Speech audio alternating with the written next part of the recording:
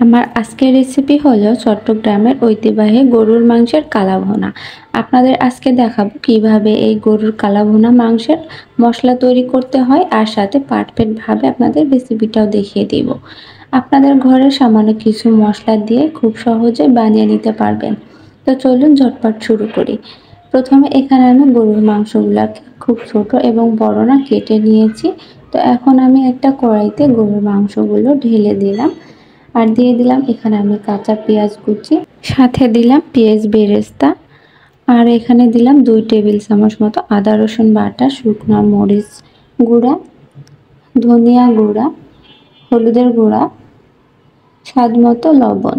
এখন দিয়ে দিব গরম মশলা। তার জন্য নিয়েছি এখানে আমি তেজপাতা, লবঙ্গ, এলাচ আর দারুচিনি।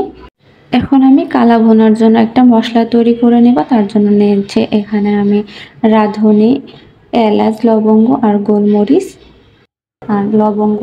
তো এটাকে আমি এখন গুঁড়া করে নিব। সাথে দিয়ে দিলাম ভাজা জিরার গুঁড়া, আর আগে থেকে যে মশলাটা রেডি করে রেখেছিলাম সেই মশলাটাকে বেটে দিয়ে দিলাম। আর দিয়ে দিলাম এখানে আমি সরিষার তেল। কালা ভুনাতে কিন্তু আপনারা সরিষার তেল দিয়ে রান্না করবেন, তাহলে কিন্তু স্বাদটা অনেকই ভালো হবে। তো এখন আমি সব কিছু হাত দিয়ে খুব ভালো করে এভাবে মাখিয়ে নিব।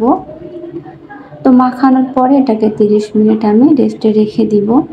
তো 30 মিনিট পরে খুব ভালো করে মাংসটা রেস্ট হয়ে গেছে। এখন আমি চুলার উপর দিয়ে এভাবে নেড়ে চেড়ে সব কিছু একসাথে মিক্স করে নিব। তো এখন আমি এখানে ঢাকনা দিয়ে ঢেকে মিডিয়াম আঁচে 10 মিনিট রান্না করে নিব।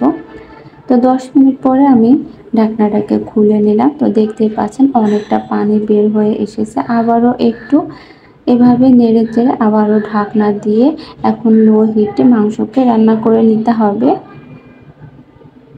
তো মাশাআল্লাহ দেখতেই পাচ্ছেন মাংসটা খুব ভালো করে সিদ্ধ হয়ে গেছে, আর অনেকটা এখানে তেলও ছেড়ে দিয়েছে, সাথে পানিও ছেড়ে দিয়েছে। তো এভাবে এখন মিডিয়াম হিটে রান্না করে নিতে হবে। তো মাশাআল্লাহ আমার গরুর মাংসের কালা ভুনা রেডি হয়ে গেছে। দেখতেই পাচ্ছেন কত সুন্দর হয়েছে।